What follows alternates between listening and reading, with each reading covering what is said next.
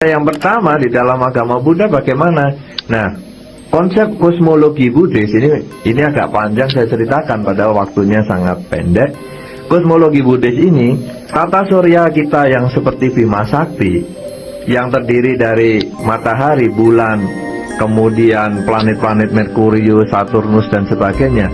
Sebetulnya di dalam Dharma 3000 tahun yang lalu Sang Buddha menyampaikan ini hanya salah satu tata surya dari ribuan tata surya yang lain. Bahkan dikatakan di sana tata surya ini jumlahnya lebih dari 1 miliar tata surya. Nah, kenapa demikian? Saya kira juga kita bisa melihat di dalam teknologi yang baru ini, ternyata tata surya kita Bima Sakti ini juga berdekatan dengan Andromeda. Kita mungkin bisa mendengar bahwa itu juga salah satu bentuk tata surya yang lain. Nah, bumi kita ini pada satu kesempatan dia pernah terbentuk dan kiamat. Jadi hancurnya bumi itu bukan akhir segalanya, tapi merupakan awal dari terbentuknya kembali bumi tersebut. Saya kira ini juga akan cocok dengan teori kekekalan energi dari Einstein yang mengatakan bahwa energi tidak bisa tercipta dan juga tidak bisa termusnahkan. Sehingga bumi ini sudah hancur beberapa kali. Sang Buddha hanya menceritakan bahwa pada saat bumi ini terbentuk, ketika bumi atau masih tata surya kita berupa debu atau partikel angkasa yang kemudian berotasi dan berevolusi, makhluk-makhluk dari tata surya yang lain karena frekuensi yang sama, gelombang yang sama, ketika dia mati dari tata surya yang berbeda, dia bisa terlahir di tata surya kita.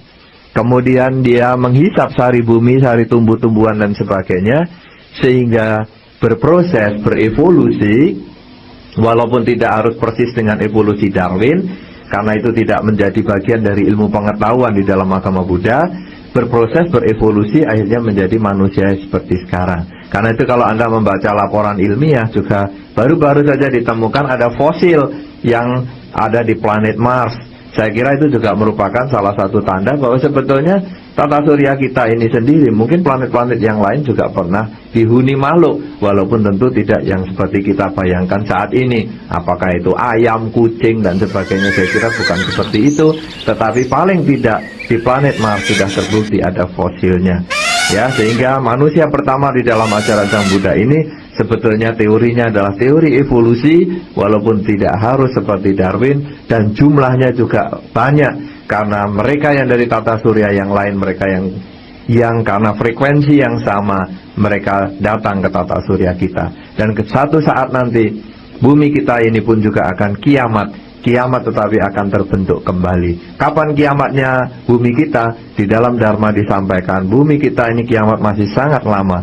Ketika ajaran Sang Buddha habis, ketika sudah tidak ada wihara, tidak ada buku, tidak ada siapapun juga yang mengerti agama Buddha, pada saat itulah nanti lahir yang disebut Buddha Maitreya. Buddha Maitreya bukan namanya Maitreya.